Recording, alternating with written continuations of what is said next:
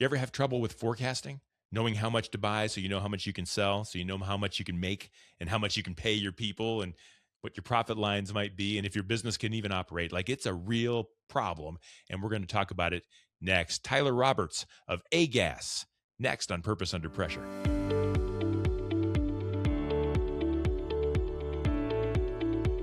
Well, welcome back. My name's Bryan, and this is Purpose Under Pressure. It's a podcast about developing sales and leadership success on purpose and under pressure. Brought to you by the professional sales and leadership training team at Sandler by the Ruby Group. You'll find them in Akron and Columbus, Ohio, Jacksonville, Florida. They're in Capital Region, New York. They serve people across the country. They do their work on purpose so that you and your team can represent that way. That's why they're part of the show. It's why they've been part of this show for the 3+ years that we've been doing it. They believe in purpose, they know the pressure, and they're there to help you out. If your people, think of it this way. If you're a leader and your people are out there setting expectations, making deals, building relationships, sometimes ending relationships. You want it done on purpose. You want it done reflective of who you are, your leadership styles, your company, and most importantly, your people. And that's why we love Sandler by the Ruby Group. It's what they do. Connect with them online at therubygroup.sandler.com. The Ruby Group, practical sales and leadership coaching for high pressure moments. Now let's get cooking. Our guest today is Tyler Roberts. He's the commercial vice president at AGAS. It's a worldwide service provider of refrigerant gas collection, recycling, and reselling. That means something to Tyler. We're going to find out more about it. So many jobs that are existing in this world that we don't even know get done, but they're getting done and it's important. And we're going to talk about it next. Tyler, welcome to Purpose Under Pressure. Thanks, Bryan. Happy to be here. I'm really glad you're here too. I'm interested. Let's talk a little bit about what you do there at AGAS and kind of what your company is all about and what's going well for you guys. Wow. Great question. Things that are going well for us right now would be the recovery business. So what our business does is we go out into the world and we find gases which would otherwise escape to atmosphere. So this is gas that would pollute our atmosphere, that would increase the global warming potential in the atmosphere, that would deplete the ozone. And we go out, we teach people, look, we can actually recover those gases. We can put them back in a package at the end of their useful life. We can recycle those with our IP and our equipment, which we have all over the world. And then we can sell them back into industry. And once those gases, there's life cycles of these gases where over time we transition to new versions of the gases. So the oldest versions are no longer useful to people. Once those are no longer useful, we actually take those as well as waste and we destroy them in our plasma art destruction units. So we're trying to create what's called LRM, which is life cycle refrigerant management. And we're talking to countries about this at Montreal Protocol meetings and at country levels where they're creating these waste programs and recycling programs for refrigerants. And we're talking to large companies, manufacturers of these air conditionings, and saying, look, we want to be your partner. We want to provide you with a recycled pound or kilo of refrigerant as you need it in the world. And so we're really gaining a lot of traction, and we're excited about all that stuff. So tell me how the sales process works. I'm interested in this as a former salesperson. Are you trying to develop an opportunity where someone doesn't even realize there's a need? Are you trying to develop a solution that they already know they have? How does that work in what you're trying to accomplish? Great question. So it's different in every part of the world, to be honest. So there's countries like or areas like Europe, which were very forward thinking when it came to controlling these refrigerants at the end of their life. They knew there was a problem. They knew they needed a solution. That's right. Exactly. So they went out and they said, look, anybody who has these old refrigerants, we're going to tell you have to capture them. You got to put them back in a package. And if you don't, these are the technicians, we're going to fine you, or we're going to take away your license. You can't do business anymore. That's a very tight system. Now, that's great that they can do that there. But if you think about other places in the world, Africa, South America, parts of Asia, they can tell people that there's a regulation, but unless there's a benefit, if it's going to take them more time and not allow them to make any more money, they're going to unfortunately let this stuff vent to the atmosphere. So they're not going to be able to do the right thing because there's no economic incentive for them to do that. Mm-hmm. So what we're doing in places like the latter that I mentioned is we're going in there and we're teaching people. We're saying, look, we can actually buy this old material from you. We know it's waste. This is crazy. Why would we do this? Well, because we're going to take it and we're going to create value out of that product. So it's about education, number one, of these technicians about these countries in these countries. And so as we educate them, which is a sales process, because you have to figure out the very specific way to speak to them that they're going to listen to and that's going to make something happen. And so we talk to country level folks who run these recycling programs. We talk to people in the industries who are actually on the ground, their boots on the ground, getting this material out. And they have the decision that they need to make. Is this something that we want to do or not? And so it's our job to go convince them, yes, this is something you need to do. Here's a way we can help you pay for it. Here's where the stuff will go at the end of its life.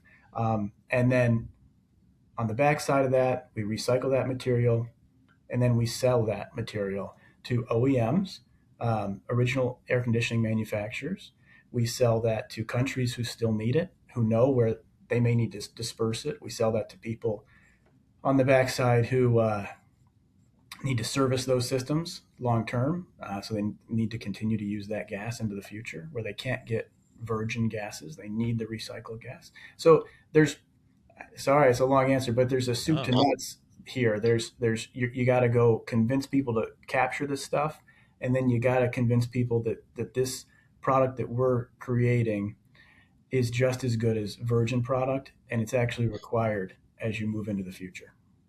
And so I'm going to guess on a few things here. I'm going to guess that the United States falls somewhere in between those two examples, where it's mandated at Great Britain's point of view, and it's kind of suggested at others, because we have different states with different laws. Is that an accurate description of how you work in the United States? So there's something called the AIM Act that was put into place at during the last Trump administration. That AIM Act is the phase downs of refrigerants. And it says, look, we're going to slowly phase down the amount of virgin refrigerants we can bring into this country. And that means there's a tightening of virgin supply of this material here in the U.S. Now, that happened, to your point, that happened after Europe put their phase downs in place. And it happened before some of the other countries that I mentioned put theirs in place. Okay, so we are in the middle, to your point. But then every state has the ability to do what they want, is states' rights. So they could phase down at their own at their own approach. So California, Washington State, New York State, they've taken different approaches than what the country says they need to do. They've taken a more progressive approach to this phase down. Yeah. So yeah, there's some nuance as it relates to the U.S. market for sure. And so the question I want to follow up with, and then I want to get into some of the really tough parts about the industry that you're in and some pressure. I'm interested from a salesperson point of view in some of the areas of the United States, let's say, where it's not mandated or however that works. How do you generate need if a business doesn't have to do it? I assume there's a cost to having you come in and collect the refrigerants. Yep. Is it you got to do the right thing? Is it an emotional thing? And if it is, does the manager, the owner say, that's a great idea, but let's worry about that next time or something like that? How's that go? So a lot of education I come back to. Yeah. I was just at a conference 2 weeks ago in Las Vegas, American Heating and Refrigeration Conference. One of the statistics that came out of the conference was that roughly 2% of the refrigerant that comes out of service each year is recovered. 2%. Wow, 2%. So it's incredibly low number. So very, very low recovery rates. And crazily enough, this is pretty average for the world. I mean, as we look at all recovery rates all around the world, 2% is actually pretty good. So it's an education problem. Number one, we need to tell people, look, we will absolutely compensate you for product that comes out of service. That's us as an industry. We want to pay you for the stuff that comes out of service. So let us help you with that. put it back in a package. Hey, do you need a cylinder to get this stuff back? We got cylinders. We're happy to provide those to you. It's about taking that little bit of extra time.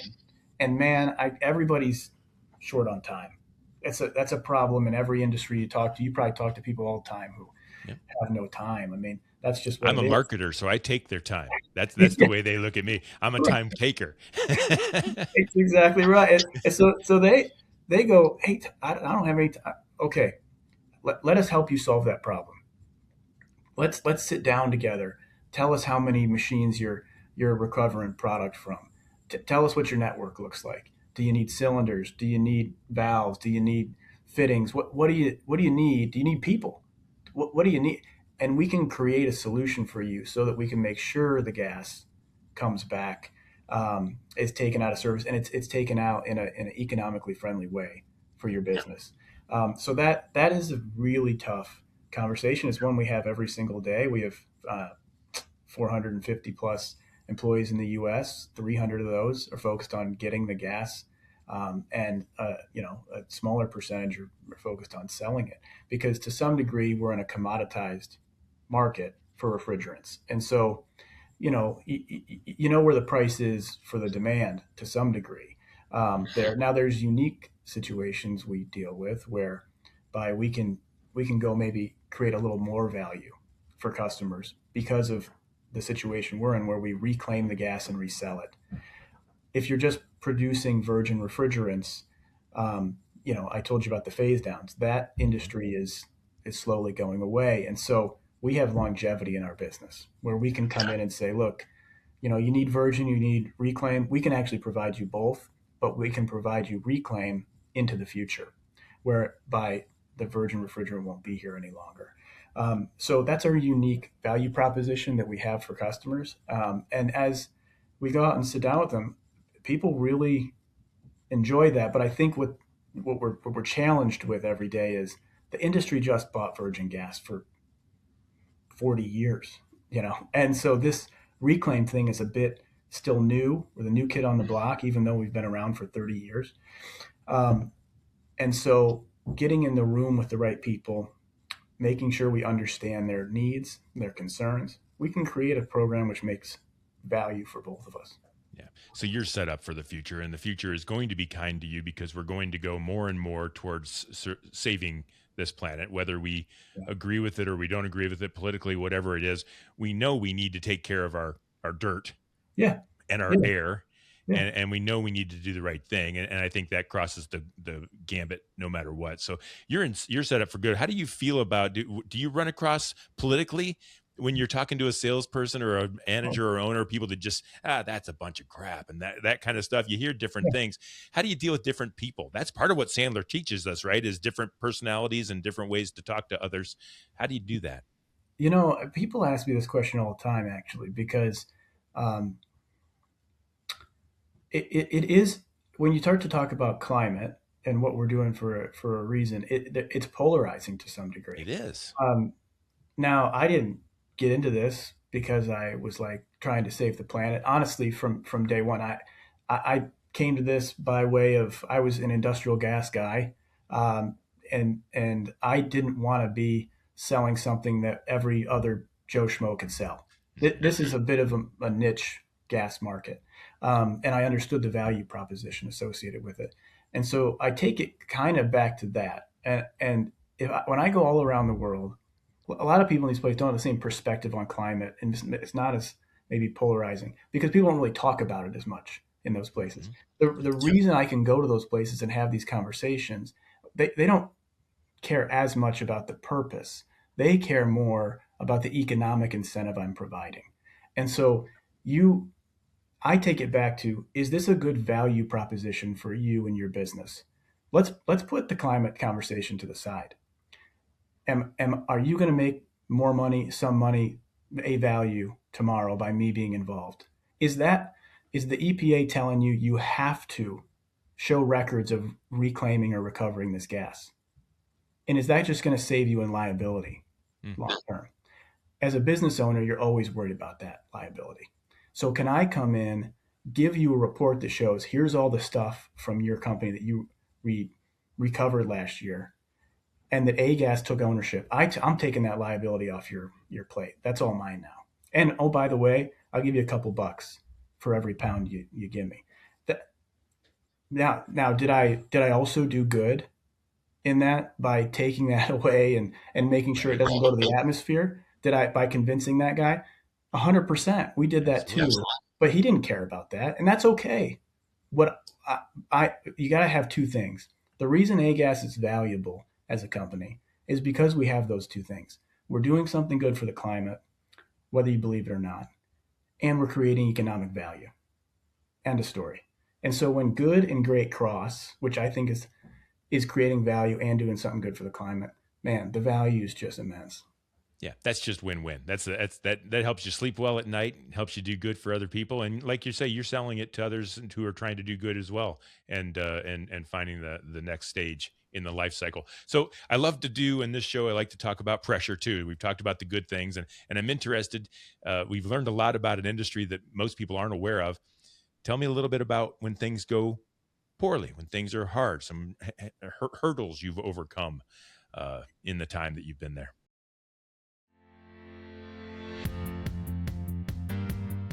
Everyone in the organization needs to know how to sell. Sales is the strength of any company. Whether or not you're in marketing, operations, or even finance, everyone has a strong shared accountability towards driving top-line revenue. Whether or not you're client-facing or talking over the phone, you're able to build a stronger level of rapport with the clients. Everyone in the organization shares that responsibility to know how to sell.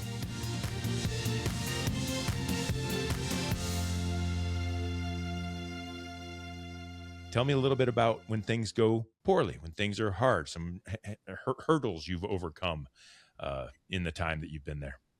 Yeah, so great question again. I mean, man, this is a commoditized market, like I talked about. So sometimes in these markets, you just have too much product. It's a simple, supply and demand problem. There's so much refrigerant sitting out there in the marketplace that the price goes straight to the floor. People import too much. They overshoot what they think the market demand is going to be for the hot season. So we have these, it's just like you would think. During the warmer months, sales spike. During the cooler months, they go down. And so it's a very seasonal business. But if you overshoot your inventory, meaning importers, everybody else brings in a ton of product during the winter, you could have too much product for the summer based on how hot it is and demand and when people are doing replacements of systems and all these things. So it's a very volatile market. That's a real struggle for us because look, we have 450 employees we need to pay every 2 weeks. We have infrastructure which we need to pay for, all these things. And so we need to make sure we properly budget for that. And if we don't, gosh, we're in a really tough situation, and the whole industry is. So what we try to do to shelter that burden a little bit and to make sure that we're prepared is we try as much as possible to be really connected with our customers. So we are talking to them all the time about, hey, what do you think you're going to need for the season? We call the season the warm period. What are you going to need for the season? What can we do now to prepare for that? How do we ensure that you have enough reclaim as well as virgin material, kind of the good mix between the two, to be able to survive not only this year but next year? So these we try to make it more of a longer term conversation. We try not to make it a day to day, price is up today, we're going to sell all we can. Price is down tomorrow, we're going to hold. We try not to do that. We try to really be connected so that we know, okay, for this year, we're going to have this level of offtake. We're going to need to deliver a bunch of it the front half of the year because that's when they're going to need it going into the season, and then that'll trickle down. And we try to base, our purchases on 6 months prior to that, so that we're building inventory, getting ready for the season, and then selling through, coming back down, and then spiking again. So it's a very dynamic business that we work in. Is your concern, I know you worry about both of these spectrums, but are you more concerned about your customer and making sure you're buying on time, you're buying at the right rate, you're doing those things with them, or selling vice versa, you have enough? Is it more about the customer satisfaction, or is it more about operating a gas and making sure things are timely so that you can? I mean, I know they both matter, but if you had to choose one to really focus on, which would it be? If there's something wrong with a gas, you can't take care of your customers. Right. So how does that balance out? You know what's nice about AGAS? It's not a huge ship. Okay, so we've globally we have about 900 people in the company. In the U.S., it's our largest entity. If you want to make a change based on a customer need, which we do often, we can almost like reverse engineer the supply chain. We can look at what the customer demand is, and we can go back to the buyers and we can say, okay, here's how much we need during this period, because we're not buying from one big company who's supplying all of our product, right? We're buying from Joe's HVAC and Tim's HVAC and Bill's HVAC, so we can kind of we can adjust our demand, like we can adjust our purchases pretty quickly. I think that's a key benefit to this company, because in a supply agreement with Virgin HVAC supplier number one, they're going to make you take a certain amount of product every year. You're going to enter a long-term supply agreement. They're going to tell you, take this, take that. You're going to then need to go back to your customers and tell them, this is the price, this is what you need to take. But for us, we can be very agile as it relates to supply chain. And so we try to thread the needle as much as you can and say, okay, we're going to make some commitments over on this side, supply, and then commitments over on that side, sale, to be able to have a base of business, that underlies everything. And then everything on top of that's incremental. But it's a unique game we're playing out here. And how fast can it switch? How fast does it turn around? Like, are you waking up one day going, "Holy crap, the bottom just fell out. We're in trouble." Like, is it that fast? Candidly, it is pretty quick. Wow. It can be in a couple of days. You see price of a product go down by 10, 15%. I relate it a lot to the steel industry, to be honest with you. Those guys are selling a commodity essentially. But the nice thing about their commodity is there's an index, right? You've got something to track against.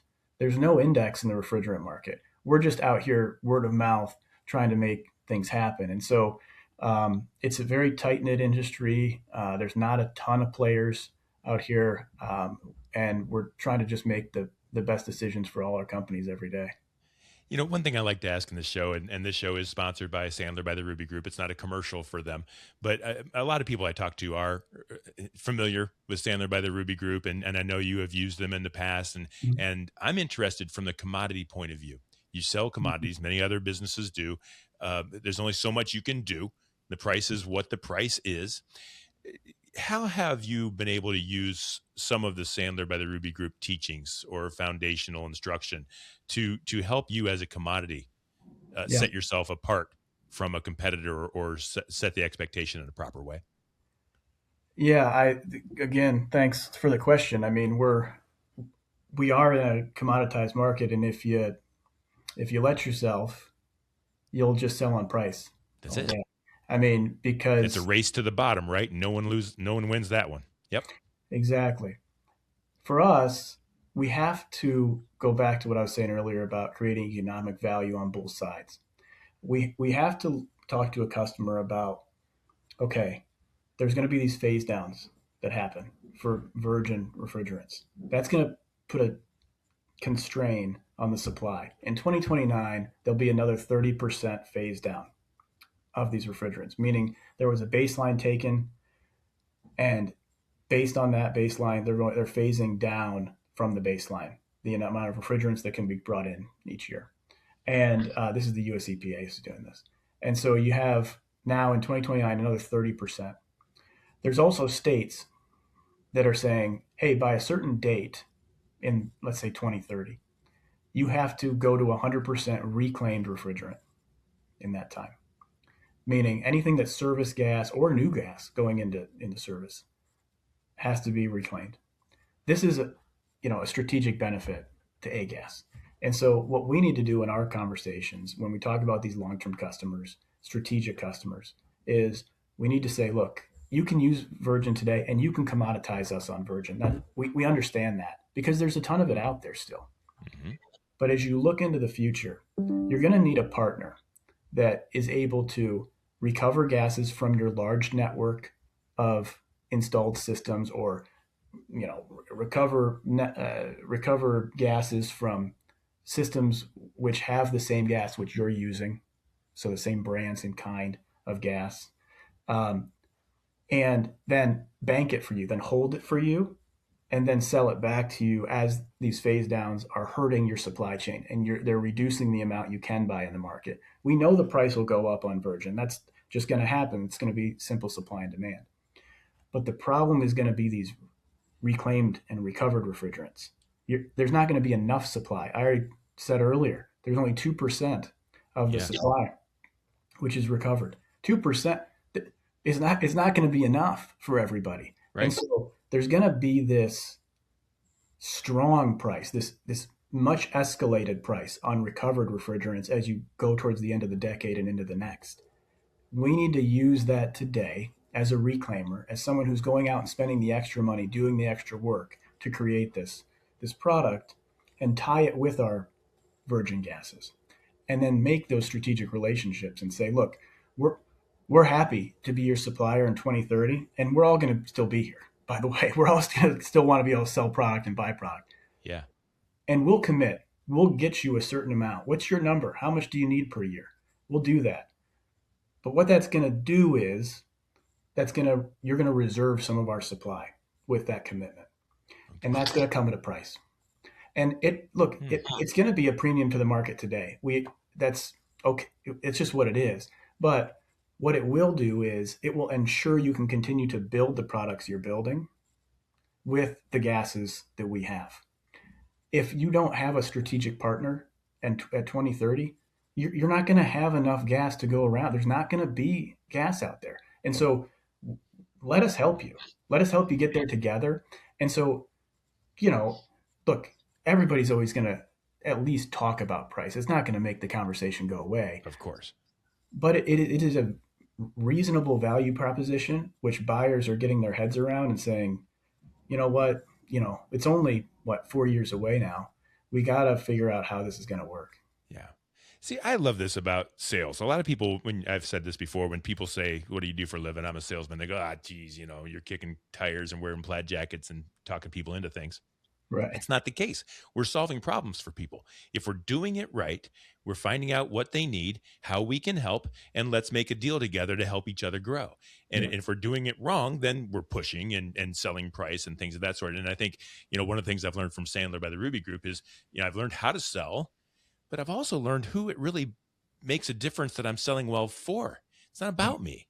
It's about the customer. I just asked you, what does Sandler help you do? And you just basically answered, we're going to become strategic partners with our clients. They're going to do better in the future when things get rough because we have this perspective on things. Did I paraphrase that properly?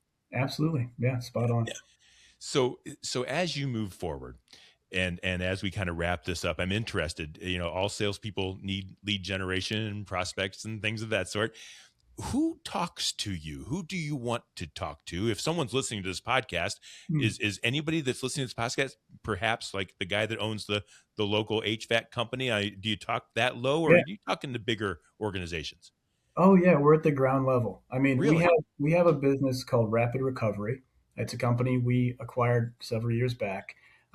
These guys are amazing. They are essentially certified technicians themselves. They go out. We have a team of they're called RTLs, regional team leads, who manage territories, who each go talk to, John's HVAC. They talk to regional distributors. They talk to regional professionals who are managing multiple HVAC companies. Mechanical contractors are a big one.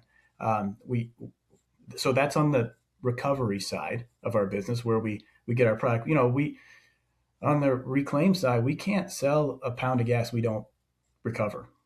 So it drives our ability to replicate our model and move it throughout the country.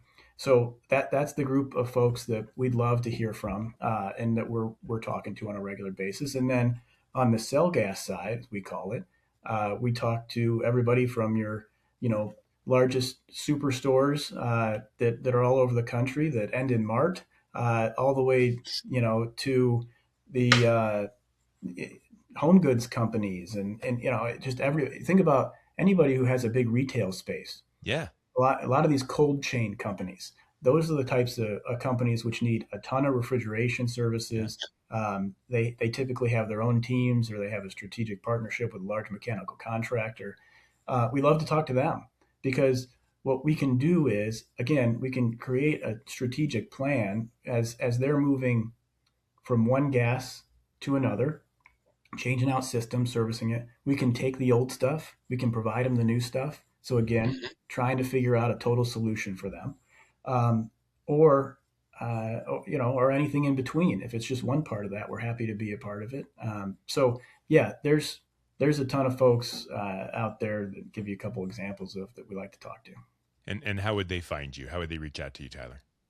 So look, agas.com is a great starting place. Sure. We have an inquiry place right there. Find me on LinkedIn, Tyler Roberts at Agas. Tremendous. Thank you for sharing that. I love doing this show. I've said it many times on this show. I meet so many new people that I wouldn't have met before and talk about things that I never gave any thought to. You walk into a building that's comfortable and you feel good, and you walk out of that building, and yet there's a whole world of stuff that's going on that is plus or minus or changing in the environment or for their own profit line, bottom lines, things of that sort. And you're making that work.